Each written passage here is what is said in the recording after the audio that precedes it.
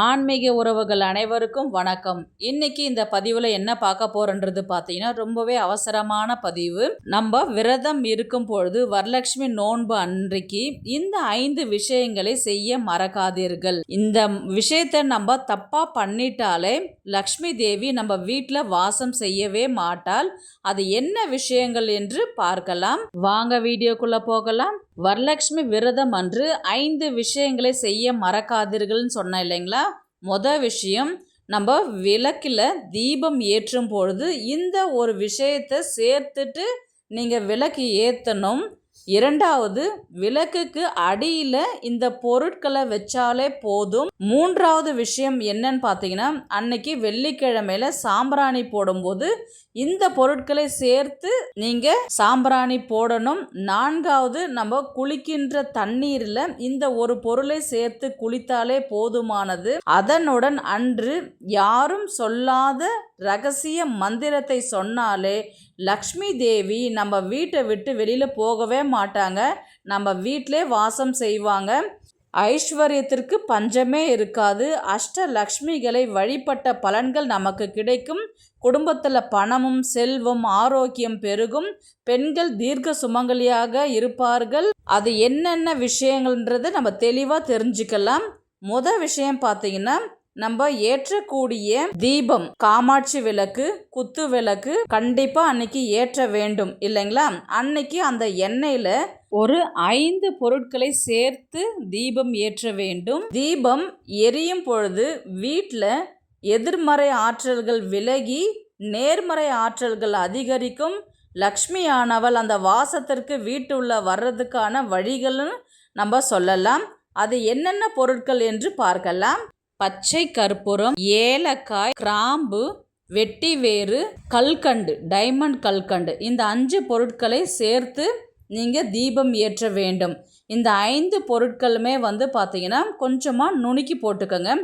ஏலக்காவுடைய விதையை இல்லைன்னா எல்லாமே சேர்த்து ஒரு பவுடராக கொஞ்சம் மிக்சியில் அடிச்சுட்டு நீங்கள் சேர்த்துக்கலாம். இதை போட்டுட்டு ஒரு பிஞ்ச் அளவுக்கு நீங்கள் எண்ணெயில் சேர்த்துக்கோங்க.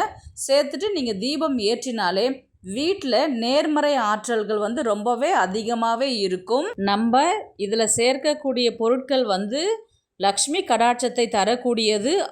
அஷ்டலக்ஷ்மிகளோட அருளும் சுக்கிரனோட அருளும் நமக்கு பரிபூர்ணமாக கிடைக்கும். வீட்டில் சண்டை சச்சரவுகள் நீங்கும். கணவன் மனைவிக்குள்ள ஒற்றுமை ஏற்படும். வீடு முழுவதுமே பார்த்தீங்கன்னா தெய்வீக கடாட்சத்தை கொடுக்கும். நம்ம விளக்கு ஏத்துற எண்ணெயில நெய்யில இதை போட்டு ஏத்தினாலே போதும். அவ்வளோ லக்ஷ்மி கடாட்சமாக இருக்கும் நம்மளுடைய வீடு. அடுத்தது, விளக்குக்கு அடியில் என்ன பொருட்கள் வைக்கணும். ஒரு கைப்பிடி அரிசி வைக்கணும். அதற்கு மேலே 1 ரூபாய் நாணயம், அதற்கு மேலே ஏலக்காய் வைக்கணும். இந்த 3 பொருட்களை விளக்குக்கு அடியில் வச்சு நம்ம தீபம் ஏற்ற வேண்டும். அரிசி நம்ம எதற்காக வைக்கிறோன்றது பார்த்தீங்கன்னா, நம்ம வீட்டில் சாப்பாட்டுக்கு பஞ்சம் வராமல் இருக்கணும்.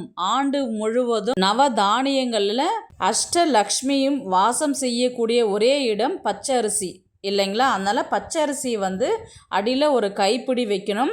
இதனால் அன்னலக்ஷ்மியும் அங்கே நிரந்தரமாக வாசம் செய்வாள். அடுத்தது ஏலக்காய். வாசனையான இந்த பச்சை ஏலக்காயை பார்த்து மகாலட்சுமிக்கு மாலையா தொடுத்து போடுவாங்க.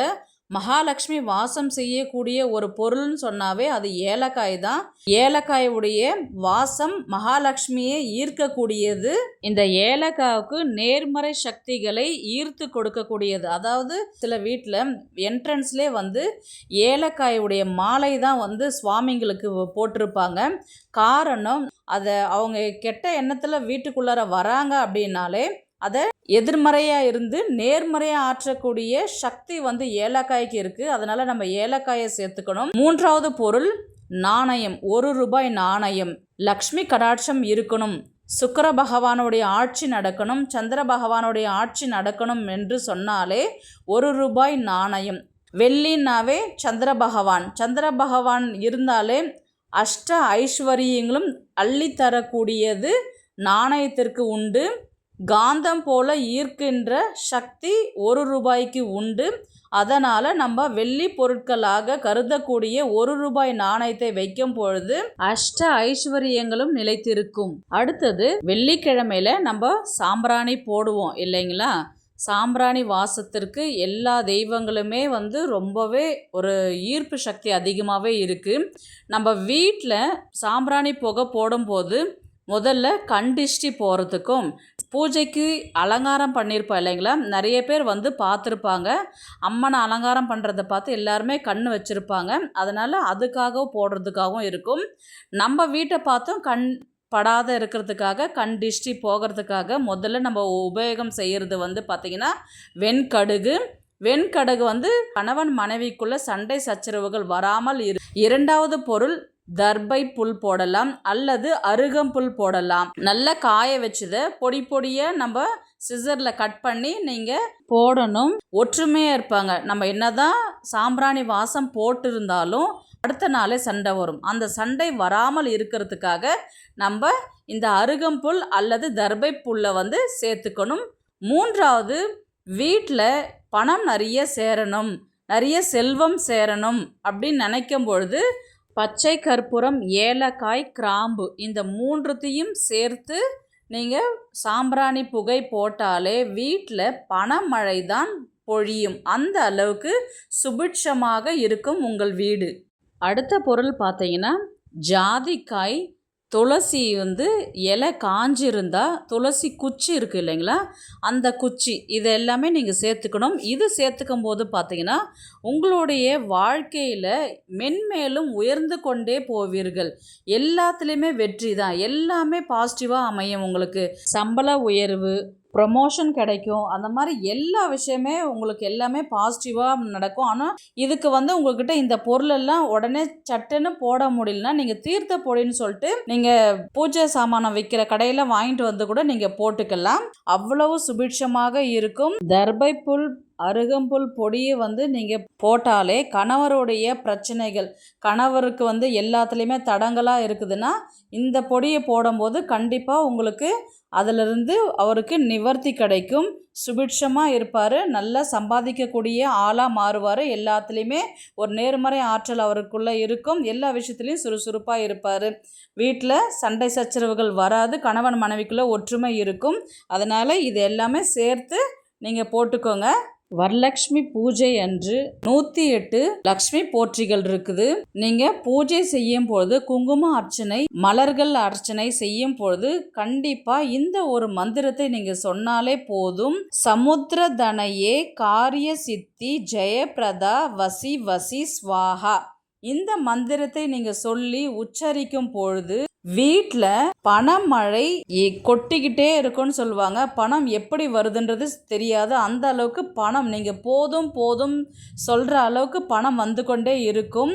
காரணம் சமுத்திரதனையே அப்படின்னாலே சமுத்திரத்தில் வாழக்கூடிய லக்ஷ்மியும் பெருமாளும் அவர்கள் இருவரையும் ஒரு சேர நினைத்து வழிபடுகின்ற முறைதான் இந்த மந்திரம். நம்மளுடைய வேண்டுதல்கள், நீங்க என்ன தேவைக்காக விரதம் இருந்து இந்த பூஜை செய்யறீங்களோ அதற்கான பலன்கள் வந்து 100% அப்படியே நடக்கும். உங்களுக்கு தீர்க்க சுமங்கலி பாக்கியம் கிட்டும். 5வது விஷயம், நம்ம குளிக்கின்ற நீரில் இந்த 3 பொருட்களை சேர்த்து குளித்தாலே போதும். நமக்குள்ள இருக்கக்கூடிய எதிர்மறை சக்திகள் விலகி நல்ல ஒரு புத்துணர்ச்சியும் நேர்மறை சக்தியும் நமக்கு கிடைக்கும்.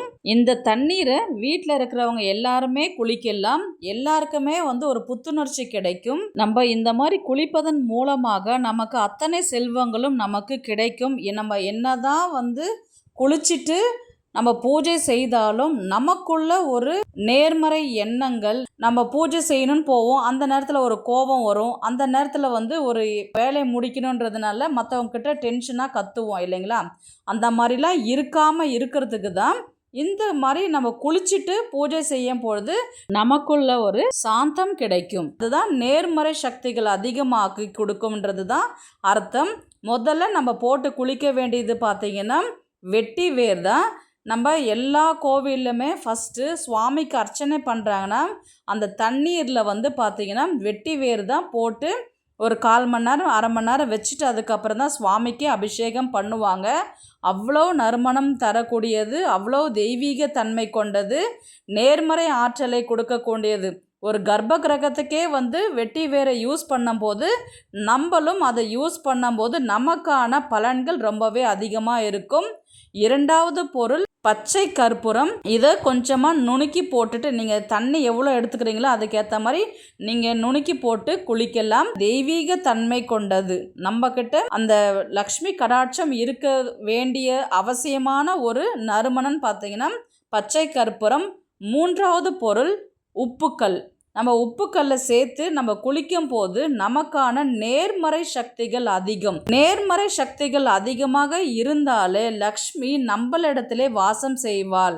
இந்த 3 பொருட்களும் நம்ம நீரில் போட்டு குளிச்சாலே அதனுடைய சக்தி அதிகமாகும். இந்த 5 விஷயங்களை வரலட்சுமி நோன்பு அன்று கவனமாக இருந்து இந்த விஷயங்களை செய்த பின்பு உங்களுடைய பூஜைகளை செய்து பாருங்கள். உங்கள் வீட்டில் நேர்மறை ஆற்றல்கள் அதிகரித்து உங்களுடைய வாழ்வில் வெற்றி பெற்று வாழ்க்கையில் முன்னேறி செல்வீர்கள். பணம் மழை, பணம் போதும் போதும் என்ற அளவுக்கு சேரும். செல்வம் சேர்ந்து கொண்டே இருக்கும்.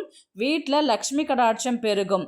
இந்த வீடியோ உங்களுக்கு பிடிச்சிருக்குன்னு நான் நினைக்கிறேன். இது போன்ற ஆன்மீக தகவல்களுக்கு நம்முடைய ஆன்மீக குறிப்புகள் சேனலை சப்ஸ்கிரைப் பண்ணிக்கோங்க. நெக்ஸ்ட் ஒரு நல்ல பதிவில் சந்திக்கலாம்.